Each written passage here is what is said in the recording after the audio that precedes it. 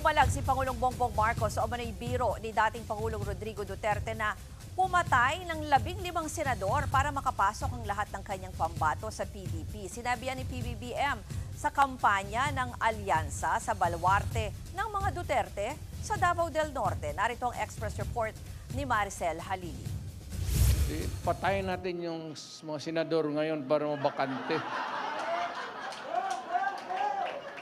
Kung makapatay tayo ng mga 15 na senador, pasok na tayo lahat. Ito ang biro ni former President Rodrigo Duterte na hindi pinalampas ni Pangulong Bongbong Marcos. Sa campaign rally ng alyansa sa baluarte ng mga Duterte sa Davao, walang prenong pinatutsadahan ni PBBM ang mga kalaban. Siguro, kanina wala silang pag-asa, kaya papatay na lang sila ng 15 na senador. Ay talaga, bagay, mahirap naman yung ibang tao. Ang iniisip lang nila, ang kaisa-isang solusyon sa lahat ng problema ay pumatay pa ng Pilipino. Dagdag pa ni PBBM, kung siya man ang makasama sa kabilang partido, kakabahan din siya.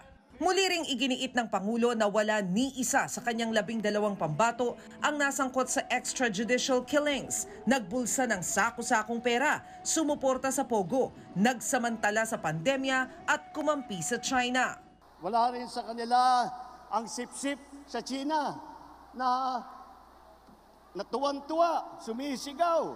Tuwan-tuwa pagka yung ating mga Coast Guard ay binobomba ng mga malalaking barko. Noong 2022 presidential elections, 81% ng boto sa Davao del Norte ang nakuha ni PBBM. Pero kaalyado niya pa noon si Vice President Sara Duterte. Tingin naman ng senatorial candidates ni PBBM, hindi makakaapekto sa kanilang kampanya ngayong nabasag na ang relasyon ni na PBBM at ng bise. Nagbabalita mula sa Frontline, Maricel Halili, News 5. Mga kapatid, ako po si Ruth Cabal. Maging maalam at may pakialam sa mga may init at rumaratsadang balita sa Frontline Express. Para maging updated sa balitaan, mag-subscribe lang sa social media pages ng News 5.